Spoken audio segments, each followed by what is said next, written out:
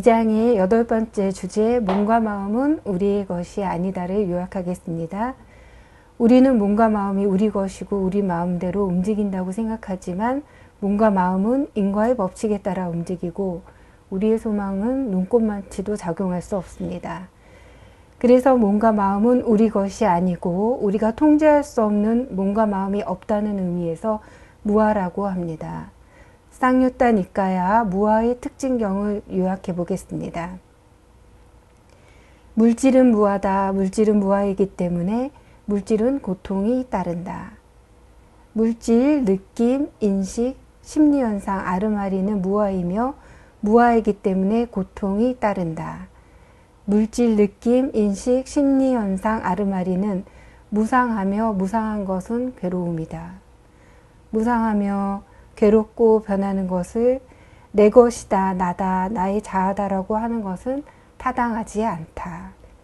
어떤 물질, 느낌, 인식, 심리현상, 아르마리건 과거, 미래, 현재의 것이건 아닐 것이건 박의 것이건 거칠건 미세하건 저열하건 수승하건 멀리 있건 가까이 있건 이것은 내 것이 아니요 이것은 내 것이 아니며 잘못했어요. 이것은 내 것이 아니요 이것은 내가 아니며 이것은 나의 자아가 아니다라고 있는 그대로 바른 통찰지로 보아야 한다.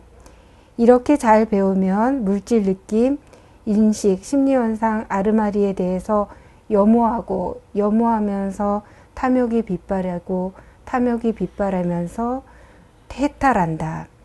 해탈하면 해탈했다는 지혜로 태어남은 다했다. 청정 범행은 성취되었다. 할 일은 다해 마쳤다.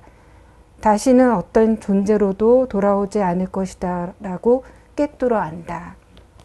첫 번째 질문을 드리겠는데요. 이제 본문에 보면 이러한 설명을 듣고 제자들이 취착이 없어져서 번뇌들로부터 마음이 해탈했다 이런 표현이 있습니다. 이제 제 생각에 그냥 이런 말씀을 듣고 해탈했다 해도 될 것 같은데 취착이 없어졌다. 그래서 해탈했다고 해서 굳이 취착의 소멸에 대해서 언급한 이유가 있을 것 같아요. 저 같은 경우에도 만약에 이 순간에 이제 지금 이 경을 읽으니까 또 이 강의를 듣고 박사님 배우면 이제 번뇌가 없고 마음이 굉장히 편안하거든요. 그러니까 지금 어떤 상태인 거죠. 근데 이제 이 강의가 끝나면 또 도로 아미타불이 되고 그래서 이 조건을 유지하고 싶다 이런 마음이 있는데 그래서 그냥 편안한 것이 아니라 취착이 없어지는 게 뭔가 의미가 있는 것 같아요. 그래서 이 취착이 없어진다는 게 도로아미타불을 좀 막고 해탈하는데 어떤 의미가 있는지. 이제 보통 그 해탈했다는 게 어떤 상태로부터 벗어났다, 자유로워졌다 이런 뜻이에요. 그래서 뭐로부터 벗어나고 자유로워졌냐? 번뇌로부터예요. 그러니까 번뇌로부터 해탈했다예요. 근데 번뇌로부터 해탈하는 건 세 가지 경지가 있어요, 사실은. 하나는 이제 우리가 지혜로운 주의를 기울여서 뭘 정확히 봐도 그 순간에는 번뇌가 없을 수 있어요. 그것도 하나의 해탈이에요. 그 다음에 이제 우리가 선정을 얻잖아요. 선정을 얻으면은 우리 마음이 이 선정 대상에, 명상 대상에 딱 가 있잖아요. 그때도 번뇌가 없어요. 그것도 해탈이에요. 근데 어떤 지혜로운 주의를 기울여서 번뇌로부터 벗어나는 거하고 이제 선정 상태에서 집중하는 이거는 일시적인 해탈이에요. 예를 들어서 아까 이야기했잖아요. 이제 잘 듣고 경의 읽을 때나 이럴 때는 마음이 편안하다. 그때도 해탈 상태예요. 그때는 이제 지혜로운 주의를 한 거예요.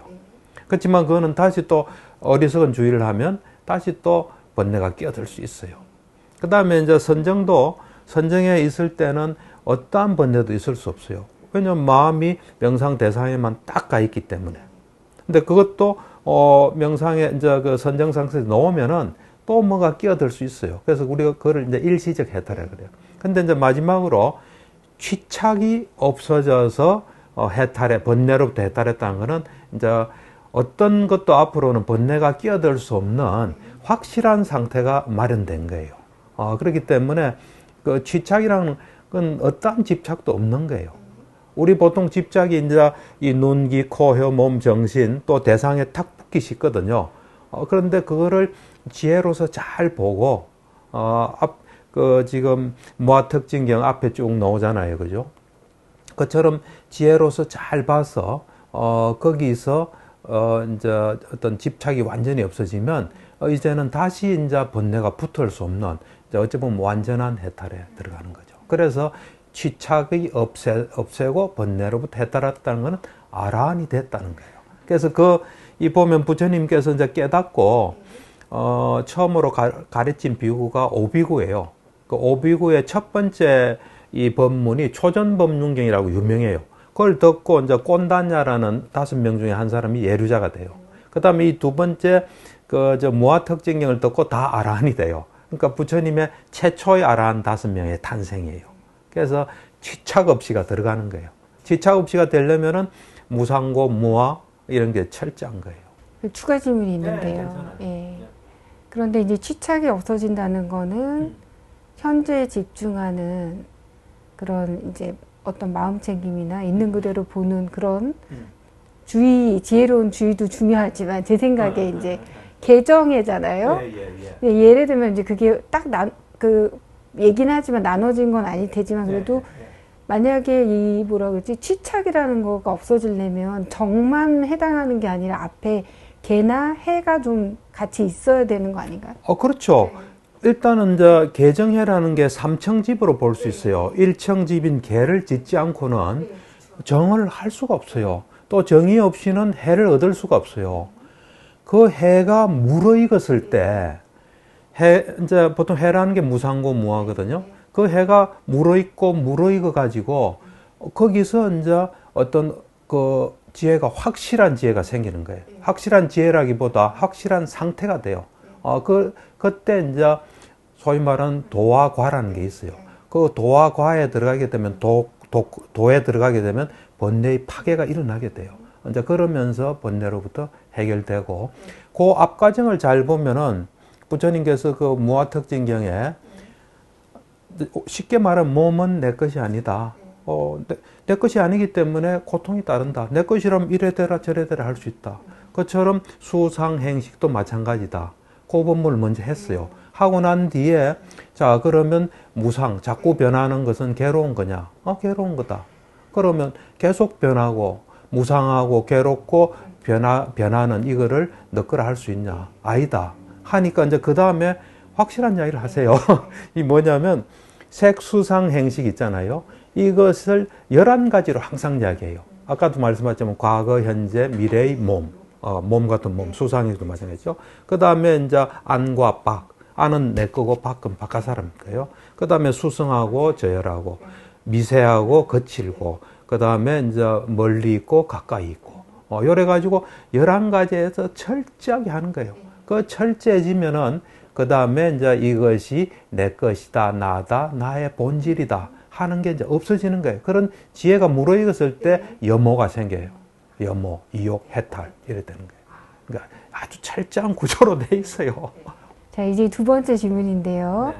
사실 이 몸이 너무 중요해서 정말 24시간 이 몸을 위해서 사는 것 같거든요. 왜냐하면은 재우는 것도 몸 때문에 재우는 것 같고 먹고 자고 그것도 다 몸 때문에 하고 사실 돈을 벌거나 심지어 돈 번 다음에 쉬는 것도 몸 때문에 하는 것 같아요.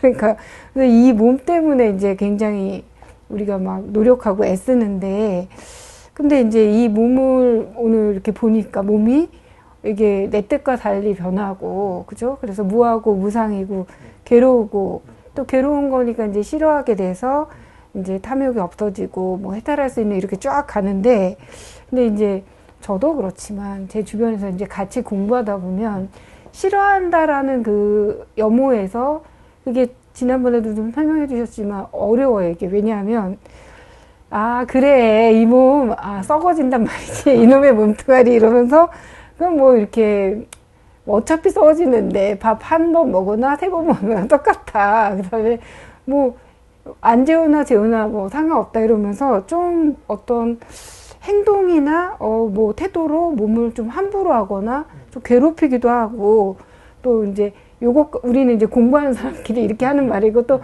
반대편에서는 좀 막 살아도 된다? 좀 이런 것도 있는 것 같아요. 그래서 싫어해서 탐욕이 없어지고 그 다음에 이제 해탈할 수 있다. 이거 좀 건강하게 좀 풀어주시면 그렇죠. 좋겠어요. 이제 이게 그 불교에서 참 뭐 여러 가지 부처님께서 우리를 깨달음에 이르게 하는 여러 가지 그 길들이 있어요. 그 중에 하나가 여모 이욕 해탈이에요. 이것도 하나의 큰 길 중에 하나예요. 근데 여모라는 말이 지금 말씀하신 건 이제 막 싫어하고 이거 아무것도 아닌데 뭐 이런 그런 여모하고는 좀 달라요. 여모 앞에 뭐가 있어요. 아까도 내가 이야기했다시피 이제 몸을 잘 관찰해 보면 뭐 몸뿐만 아니라 색수상 행식이죠. 몸과 정신 잘 관찰해 보니까 그건 계속 변한다. 조건에 따라 계속 변하고 내 마음대로도 안 되고. 그러고 그것은 또 내가 원치 않은 거를 일어나니까 괴롭고, 그다음 그걸 내가 그런 것을 어떻게 내 마음대로 할 수 없으니까 이 무하고, 그리고 잘 보니까 11가지 과거, 현재, 미래, 안팎 이래서 11가지를 철저히 봤을 때 그것들은 다 무상고 무아예요. 그래서 그렇기 때문에 이것은 내 것도 아니고 나도 아니고 나의 본질도 아니에요. 나의 자아도 아니에요. 요런 이제 통찰지에 입각한 염호예요. 그러니까 이제 그게 뭐냐면 과거에는 대개 이런 걸 모르면서 좋아하고 아끼고 그 중심으로 살았는데 이제는 이제 한계를 알게 된 거예요. 한계를 알고 이거를 어떻게 해야 되겠다는 거지. 사실은 우리 몸은 살아가는데 되게 중요해요. 몸이 아프면은 뭐 예를 들어서 아란도 건강한 아란하고 건강하지 못한 아란이 차이가 있을게요. 건강한 아란은 뭐 법문도 많이 하고 남도 가르치고 잘 할 수 있잖아요. 그렇지만 몸이 안 좋으면 그게 안 되잖아요. 그러니까 이 염호라는 거는 단순히 싫어하는 게 아니라 지혜로서 봤을 때 그것에 이제 이거는 참 내가 좋아할 것이 못 되구나. 애착을 버리는 그런 염호라고 볼 수 있어요. 그럴 때서 막 미워하고 싫어하고 그건 절대로 아니에요. 그렇게 좀 이해하시면 좋을 것 같아요. 한계를 안다라는 말이 맞아요. 와닿네요. 그렇죠? 맞아요. 이 몸의 한계, 그죠? 요게 어떤 거다, 네, 요놈이. 어떤 거다. 그렇지만 내가 살아있는 동안 요놈은 같이 있어야 되는 거예요. 같이 있는데 이제 그냥 순리대로 자연스럽게 하지 그것에 대해서 희비를 가지고 뭐 어떻게 우리한테 가장 소중한 건 시간이에요. 시간을 잘 써야지 몸을 위해서 자꾸 시간 쓰면 곤란하잖아요. 그러니까 이제 적절한 자리매김이 이제 된다. 뭐 이렇게 좀 보시면 돼요. 그러니까 한계를 좀 받아들이면 그렇죠. 시간도 쓰는데 한계가 있겠네요. 그렇죠. 그에 대해서 적절하게 하는 거죠. 네. 근데 이제 사실은 뭐 아까 이야기했다시피 우리가 이제 일상생활 할 때 내가 먹는다 생각해요. 네. 우리가 이제 수행철에 가서 보면 야, 이제 밥 좀 넣어. 이런 걸 좀 느낄 수 있어요. 그러니까 어찌보면 몸이 이제 가져오게 만드는 거, 우리가 먹게 만드는 거죠. 네, 세 번째 질문인데요. 정신과나 상담소에 오시는 분들은 이제 저희가 그냥 분류를 하자면 어떤 기준에서 어떤 기질적인 그런 문제로 오시거나 또 그 외에 만약에 심리적인 걸로 보면 뭐 신경증, 정신증 뭐 이런 게 있잖아요. 그죠? 또 건강한데 일시적인 문제로 오신 분들도 있고. 그래서 이제 이런 분들이 있을 때 이런 환자군 또는 어떤 기준에 따라서 무상고 무아의 지혜도 좀 다르게 적용될 수 있을 것 같아요. 특히 이 정신증 환자군 같은 경우에 또는 뭐 경계선일 수도 있고 하여간 이런 분들한테는 우리가 지금 이렇게 배우고 체득하고 이제 적용하자고 하는 이 무상고 무아의 지혜가 어떻게 적용될 수 있을까요?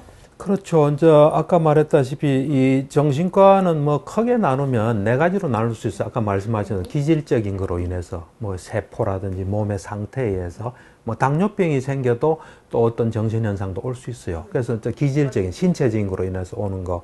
그 다음에 이제 이건 정신적인 건데 신경증, 성격장애.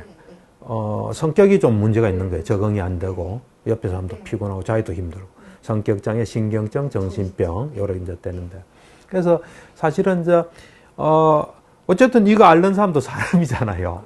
사람의 몸과 마음은 뭐 건강한 사람이든 어떤 사람이든 다 몸과 마음 이런 거는 무상고 무아의 속성을 가져요. 다 가지고 있어요. 그거는 이제 가지고 있는데 이제 이런 분들을 치료할 때 어떻게 좀 도움이 되게 할 수 있나 하는 거는 이제 치료랑은 굉장히 어려운 작업이에요. 사실 우리 찾아오지 않은 사람이 훨씬 많아요. 이제 찾아왔을 때 그분들한테 이제 실질적인 도움이 돼야 돼요. 실질적인 도움이 되려면 그분들에 맞게 해야 돼요. 그래서 일단 파악이 제일 중요해요. 파악이 잘 되고 난 뒤에 그 사람이 받아들일 수 있는 상태나 그 사람이 궁금해할 때 그때 이제 무상고 무화적인 게 들어갈 수 있겠죠. 그렇지만 무상고 무화다 이런 말은 일체 없죠. 일체 없고 무상이라는 건 자꾸 변하는 거예요. 그 다음에 이제 고라는 건 내가 원치 않은 것도 일어날 수 있는 거고 무화라는 거는 내 마음대로 될 수 없다는 것 또는 뭐 고정된 실체가 없다는 건데 이제 그걸 이제 적절하게 해야 되는데 아까 질문할 때 이제 정신병인 경우는 어떻게 해야 되나? 이 정신병은 이제 처음에 이게 이 보면은 그 쉽게 비유하면 신경증은 저수지가 있어요. 저수지가 좀 비유를 하면 저수지에 어디가 좀 새요. 그래서 물이 찔찔찔 이제 새 놓는 게 신경증이라 한다면 정신병은 그 저수지 뚝이 무너진 거예요. 물이 콱 노는 거예요. 엄청난 상태 속에 있는 거예요. 이제 그럴 때, 좀 약물로서 안정을 좀 시켜야 돼요. 약물이거나 또 약물을 거부하고 또 너무 급하고 사고 위험성에 입원을 한다든지 해가지고 일단은 좀 안정을 시켜야 돼요. 이제 안정이 되고 나면 그때 이제 보면 정신병이란 거는 크게 이제 이 신경증하고 정신병 차이가 뭐냐면은 이 신경증은 그래도 다른 사람처럼 현실을 보고 다 그대로 정확하게 인지해요. 근데 이제 고통이 있는 거죠. 불안하든지 우울한데. 정신병은 이 세상을 보는 게 좀 다르게 봐요. 물론 모든 부분을 다 다르게 보진 않아요. 어느 부분에 대해서는 다르게 봐요. 그러니까, 없는 소리를 듣는다든지 또 아무도 미행하는데 자기를 뭐 미행하고 감시한다는. 그러니까 정신병은 보면은 이 망상하고 환각이 있어요.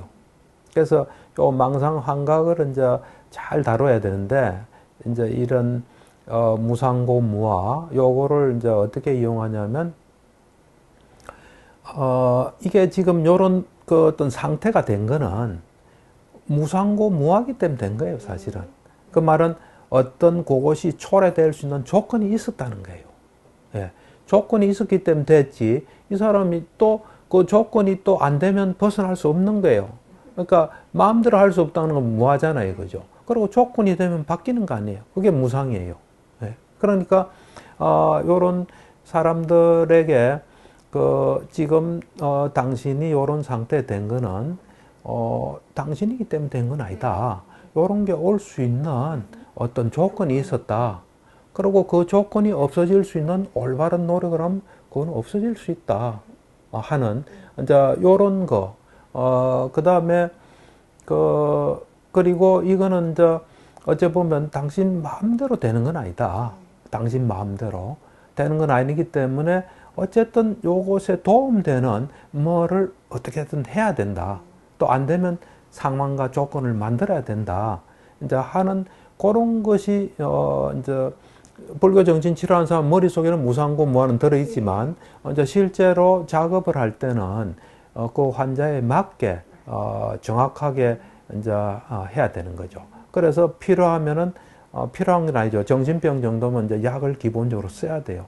왜 그러냐면 그 어떤 뇌에서 신경 전달 물질 이런 게 폭발한 상태예요. 폭발한 상태.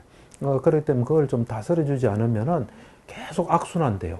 내가 이래 보면 사람들이 집에 혹시 정신병이 좀 생기잖아요. 그럼 좀 놔두면 낫겠지. 병원에 간다는 거는 우선 환자가 반대하고 엄청난 일이 필요하니까 그냥 좀 놔주면 낫겠지 하는데 낫지 않아요. 그렇죠. 왜 그러냐면 악순환이 계속돼요. 어떤 신경 전달 물질의 폭발이 일어났어요. 그 폭발은 또 새로운 폭발을 불러와요. 그렇기 때문에 내 경험상 이래 보면 놔두가지고 악화됐지 좀 그 보호자가 원하는 대로 안정된 경우는 좀 드물어요. 물론 안정될 만한 뭘 또 했으면 안정이 될 수는 있겠죠. 근데 그것도 쉽지 않아요. 그러니까 이제 그런 것을 어쨌든 이 어떤 조건의 영향을 받고 또 그 조건에 변화를 줘서 회복하고 요런 이제 어떤 시스템, 조건 이제 이것에 좀 치중하는 노력을 하는 게 무상고 무화를 좀 그런 관점에서 보는 게 아닌가 그런 생각이 들어요. 여성들 중에는 부모님들이 딸을 낳은 생일을 모르는 분들이 계세요. 그래서 예, 진짜예요. 그래서 위에 분들도 많고 어린 분들도 이제 뭐 오빠 생일에 겹친다든지 뭐 이렇게 해서 이제 생일이 있는 분들이 있는데 그러면 이제 집단하면 엄청 울죠. 와, 나는 생일도 없다. 근데 이름은 뭐 너무 많잖아요. 그 이름 여자 이름 잘 안 지어주고 뭐 말순이, 끝순이, 그다음에 기남이 이런 게 다 이제 아들과 관련된 이름인데 그래서 여성들은 이 태어날 때부터 뭐 이렇게 이름이나 생일 이런 것뿐만 아니라 외모로도 많이 이렇게 규제를 받는 것 같아요. 이런 것들이 이제 어떤 여성은 뭔가 규제를 많이 당하는 것 같아요. 태어날 때부터 사회적인 과정에서. 이런 분들에 대해서 증상이 있건 없건 여기 안 오셔도 그런 어떤 여성으로서의 한 이런 여성들이 있는데 이럴 때 이 여성들이 몸과 관련해서 뭐 몸이 무상하고 또 무아라는 어떤 지혜를 적용해서 여성이 좀 건강하게 살 수 있는 그런 이제 도움 말씀 있으면 좀 해주시면 좋겠습니다. 그러니까 이제 참 맞아요. 뭐 나는 뭐 여자로서 지금은 지금은 남자이기 때문에 잘 실감 못할 수도 있는데 어쨌든 그 지구가 보통 한 45년, 45억 년, 46억 년 됐다 그랬잖아요. 그래서 지금까지 역사는 여성에게 좀 불리한 역사였어요. 근데 지금은 좀 다른 것 같아요. 점점 변화될 거예요. 변화돼서 앞으로는 많이 달라질 거라고 생각은 해요. 생각하는데 여성들이 이래 보면 몸에 좀 이래 몸에 어떤 중시하는 또 뭐 이쁘고 뭐 매력적인 이런 걸 좀 하는 그런 사회적으로도 좀 요구하고 또 본인도 그런 걸 느끼는 그런 게 있잖아요. 그래서 이제 그게 이래 가만히 보면 의미가 있다고 생각해요. 왜냐하면 많은 사람들이 그래 생각할 때는 그럴 만한 이유가 있는 거거든요. 그래 볼 때는 진화심리학에서는 이렇게 이야기하더라고요. 진화심리학이라고. 진화적인 관점에서 이제 심리학 현상을 보는 건데, 그거는 보면은, 예쁘고, 매력적인 여자. 이거를 보는 거는, 그 진화심리학에서는, 보통은 매력적이고 예쁘고 이러면은, 그 건강하대요. 이제 이세를 좀 잘 생산할 수 있는, 뭐 그런 것에 의해서 진화적으로 왔지 않나. 하여튼 어쨌든 간에 여자들이 남자보다는 외모나 신체적인 거 이런 것에 많이 신경을 쓸 수밖에 없을 거예요. 근데 그것도 시대적인 영향이 있는 것 같아요. 내가 지금도 의대 다닐 때 내 지도 교수가 그 유명한 학자였어요. 그분이 그러더라고. 자네들 요즘 뭐 예쁜 여자들 그거 되게 좋게 생각하지. 옛날에는 말이야 일 잘하고 튼튼한 사람이 미녀였어. 뭐 그분이 그런 이야기를 하더라고. 그러니까 뭐 시대적인 또 영향도 있을 거예요. 어쨌든 이 시대는 외모와 신체적인 걸 굉장히 중요시 하잖아요. 근데 그렇지만 아까도 말씀했다시피 무상무화예요. 무상공무화예요. 무상이라는 건 뭐냐면 계속 변한다는 사실이에요. 그 변하는 것이 조건에 따라 변하지, 무화란 건 내 마음대로 안 된다는 거예요. 그래서, 여성들이 자기 몸의 한계를 이제 잘, 알고 있는 건 필요할 것 같아요. 내가 좀, 매력적이고 아름답고 건강하고 싶다. 하지만은 이것은 내 마음대로는 안 된다. 하는 걸 좀 기본으로 가지고 있으면 지혜로우면 참 좋죠. 그래서, 그리고 이제 그러면 내가 원하는 것이, 남들한테 멋있게 보이고 매력적인 신체다. 그러면 그것이 있을 수 있는 조건이 있잖아요. 뭐 잘 먹는다든지 또 뭐 이런 여러 가지 노력을 하는 건 상관이 없어요. 그렇지만 그거는 한계가 있다는 건 또 자각하게 되면 그런 것들이 좀 바뀔 때 크게 이제 실망하지도 않을 수도 있어요. 그리고 이제 사실은 여자들이 아름답다. 아름다운 것에 여러 가지 요소가 이제 난 끼어든다 봐요. 단순히 신체적인 것만 아니라 봐요. 근데 신체적인 것에 치주하다 보면 시기장애로 가는 것 같아요. 내가 느끼면. 그러니까 내가 이래 보면 사람들이 가장 아름다웠을 때, 여자인 경우도 마찬가지예요. 남자도 그렇지만. 남자는 또 사회적으로 바라는 게 좀 다르니까. 여자에 국한돼서는. 가장 아름다웠을 때 가만히 보면 굉장히 그 어떤 마음이 자신감도 있고, 지혜로웠을 때 또, 예쁘게 보이는 뭐가 있어요. 그것도 우리는 고려를 해야 돼요. 그러니까 단순히 그냥 외모에서만 그런 건 난 아니라 보거든요. 그리고 사람이 또 예를 들어서 나무 이야기를 잘 듣는 거나 또 아는 게 많거나 적절하게 어떤 배려하거나 이런 것도 이래 같이 끼어들 수가 있어요. 그래서 그것이 그 사람을 특별하고 매력적이고 아름답게 보이게 할 수도 있거든요. 그러니까 좀 더 좀 정확하게 봐서 자기가 원하는 것이 일어날 수 있도록 해야지, 신체나 외모가 중요하다 하면서 남들 보는 거하고 관계없이 가요. 살이 빠지는 게 중요하다. 그러면 그 살 빠진 데만 치중하다 보면 나중에는 이상해져요. 그리고 다른 사람들도 볼 때 이 사람이 살을 빼면 멋있게 볼 거라 하지만 다른 사람은 그렇게 안 볼 수도 있어요. 그러니까 좀 더 좀 정확하게 보는 지혜가 자기가 원하는 걸 이룰 수 있다. 나는 좀 그래 생각해요. 그리고 제 생각에는 이제 여성들도 무상고 모아의 지혜를 배워야 되지만, 제 생각에는 뭐 예를 들면 성형외과, 피부과 이런 건강 관련한 이제 종사자 분들이 무상고 모아의 지혜를 획득하면은 좀 더 변하지 않을까요? 그렇죠. 그렇죠. 미용에 접근하는 것도 알 수 있고, 또 미용을 좀 무분별하게 하고. 근데 이제 어찌 보면 좀 돈이 많이 움직이니까 이제 그건 좀 안타깝죠. 그래서 예를 들면 이런 무상고 모아의 지혜를 잘 아시는 분이 뭐 성형외과 의사나 피부과 의사 같으면 또 환자분들한테 해주는 게 좀 달라질 수도 있죠. 이제 마지막 질문인데요. 이제 성추행이나 성희롱, 그다음에 심하면 이제 성폭행이나 이런 이제 문제들이 있잖아요. 그랬을 때 이 피해를 당하는 사람들은 여성뿐만 아니라 남성일 수도 있고, 사실 나이도 상관이 없게 없는데, 그런데 이제 주로 아직까지는 여성들이 그런 피해자로 이제 경험하게 되는데, 정말 2018년에 이제 그 미투 운동할 때 정말 상담소에 그런 분들이 많이 오셨어요. 제 경험에. 그리고 그분들이 그게 이제 그 당시에 겪은 게 아니라 그 사회적 미투 운동을 일어났을 때 자기가 과거에 올라왔던 것들이 이제 힘드니까 막 오신 거예요. 그래서 그때 이제 저를 비롯해서 상담자나 심리치료자들이 각성할 수밖에 없는 게, 이제 그전에도 종종 왔지만 갑자기 이렇게 오게 되니까 이제 도움을 드려야 되니 막 여러 가지 방법들을 이제 동원을 했던 것 같아요. 그래서 그 분야에 특화된 치료법을 쓰기도 하고, 새로운 기법을 쓰기도 하고, 아니면 이제 기존에 사용하던 어떤 치료 기법을 이제 했는데, 사실은 되게 쉽지는 않았어요. 어려웠어요, 굉장히. 그 다음에 제 경험에 의하면 저랑 하는 것도 어려운데, 어디서 치료를 받다가 오시면 그것도 되게 어려워요. 왜냐하면 치료하다가 어려움이 생겨서 또 그것까지 치료해야 되는 그런 이제 시기가 있었는데, 지금도 이제 계속되는 것 같은데, 그럴 때 불교 정신치료적인 접근에서는 이러한 이슈들 또는 이러한 어려움들을 어떻게 좀 도울 수 있는지. 불교 정신치료적으로 볼 때는 두 가지를 좀 생각해야 될 것 같아요. 하나는 뭐냐면, 우리 몸이 이제 우리가 성적으로 침해당하거나 성추행이나 성폭력, 그것에 대해서 굉장히 좀 힘들어하는 것도 사실이에요. 사실이고, 왜 사실이냐면 그것이 소중하기 때문에, 그 사람한테 소중한 것이 침해당했기 때문에 그건 당연한 거예요.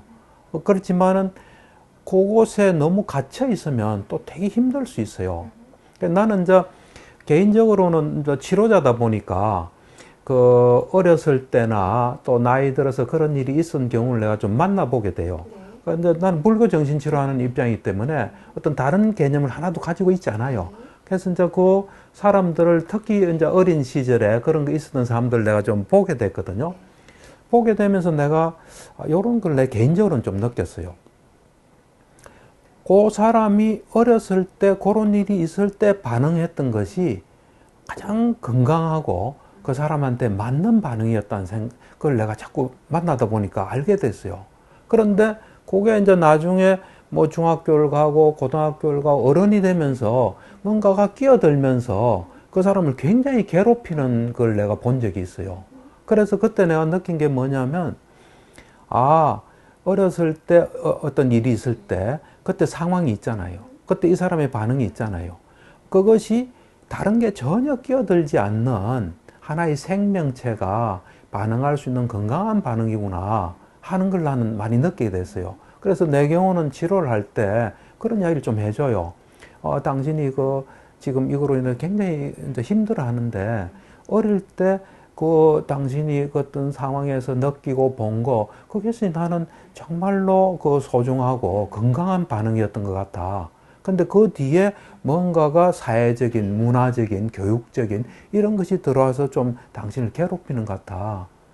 당신에게는 이런 것들의 영향을 좀 안 받는 것도 나는 좋을 것 같아. 그래서 나는 약간 접근을 달리 해요. 그 다음에 이제 어른이 돼서 또 이런 사람들도 잘 보면 상황에서 불가피하게 일어나는 일들이 좀 있더라고요. 그래서 그 순간에는 그런 노력을 충분히 한 거예요. 또 뭐 안 되는 것도 있겠지만. 그러고 난 뒤에 하여튼 다른 뭐가 자꾸 작용하고, 또 사회적으로도 막 이거는 큰일이야 뭐 해서 마치 그 일을 잊고 나면은 다 슬퍼해야 되고 막 좌절에 빠져 있어야 되고 뭐 그런 그것이 좀 있는 것 같은 생각이 들어요. 그러니까 우리가 여자로서 성을 소중히 하는 건 난 되게 소중하다고 생각해요. 남자와 여자는 좀 달라요. 기본적으로 내가 보면은 이 몸이 달라요. 생물학적으로. 남자는 보면은 이 몸에 정자가 굉장히 많아요. 예, 굉장히 많아가지고 그 하나하나의 정자들이 다 경쟁자 관계예요. 자기 짝을 찾고 싶어. 그러니까 계속 여자한테 눈이 돌아가는 거예요. 근데 그에 비해서 여자는 난자 생산량이 그래 많지 않아요. 그리고 이제 한 달에 한 번씩 이러니까. 그리고 아무나 들어오면 곤란하잖아요. 어째 보면 성이에요. 소중한 성에 아무나 침입하면 곤란하니까 경계해야 돼요. 그래서 그런 측면에서 자기를 소중히 하는 건 참 좋은데, 그래도 살다 보면 자기 혼자 사는 세상 아니니까 뭐 별일이 일어날 수 있잖아요. 자기하고 관계없이. 그럴 때는 그걸 좀 뛰어넘는 노력이 좀 나는 필요하다 생각해요. 이런 것이 내 인생에 그거로 인해서 너무 망가지는 건 곤란하잖아요. 그렇잖아요. 그래서 그리고 내가 이제 나는 뭐 여행에 관심이 많아가지고 해외를 많이 다녔어요. 내가 뭐 갔다 온 나라를 보니까 30나라가 넘더라고. 물론 뭐, 길게는 아니지만 어떤 데는 좀 길게 간 데도 있는데. 그걸 내가 이제 다니면서 느낀 게 이거예요. 여러 나라들 돌아다니 보니까, 각 나라마다 다 있는 거는 안 변해요. 예를 들어서 가족이 죽었다. 슬퍼요. 그건 어느 나라마다 다 있어요. 근데 어떤 나라는 있고 어떤 나라는 없어요. 그러면 있는 나라는 바뀔 수 있어요. 우리만 해도 그랬잖아요. 옛날엔 여자의 순결을 굉장히 중요시 했잖아요. 그렇지만 지금은 그렇게 중요시 안 하잖아요. 그렇듯이 나는 약간 이런 생각도 있어요. 이 성피해, 성폭력, 성추행 이런 거에 대해서 다른 나라의 반응들도 좀 참고로 할 필요도 있을 것 같아요. 그러니까 어느 시대에 뭐 심한 경우는 뭐 여러 가지 목적에서 막 이래 좀 과도하게 의미를 부여할 수도 있거든요. 그래서 우리가 이제 정말 여성이 성에 대해서 소중히 하는 건 난 참 좋다고 생각해요. 그렇지만 그것이 전부 다는 아닐 수 있어요. 그래서 어떤 일이 있을 때는 또 그에 맞게 적절하게 조처하는 것이 중요하지 않을까 하는 그걸 내 개인적으로 그냥 해요. 이건 되게 민감한 이야기이기 때문에 내 경험을 바탕으로 이런 이야기를 하는 거예요. 민감한 얘기인데 이제 되게 도움이 되는 이야기를 해주신 것 같은데, 첫째는 이제 소중한 거니까 그런 거에 영향이 있을 수 있다라는 것이 있고, 두 번째로는 있는 그대로 좀 봐야 된다. 저도 전적으로 동의하는 게, 이제 어린 시절에 어쨌든 긍정적으로 해결한 게 있어요. 그런데 이제 그거를 파헤치거나 문제시하는 건 또 이제 문제가 되고, 또 어린 시절에 긍정적으로 해결은 했는데 이후에 어떤 문제들이 있을 수 있잖아요. 그럼 그거대로 가야 되고, 또 어린 시절에 어떤 요건 때문에 해결을 못한 사람은 또 가야 되는 것 같아요. 그래서 이렇게 분류해서 봐야지 하나의 기준으로 해서 문제를 해결하려는 거는 사실 맞지 않는 것 같아서 굉장히 도움이 되는 것 같습니다. 우리 사회가 좀 그렇게 정말 소중한 건 한 사람의 삶이고 인생이에요. 그 인생에 이제 초점을 맞춰서 어떻게 좀 고통 없이 좀 어렵지 않고 이렇게 살아갈 수 있나, 그런 분위기가 좀 되게 중요한 것 같아요.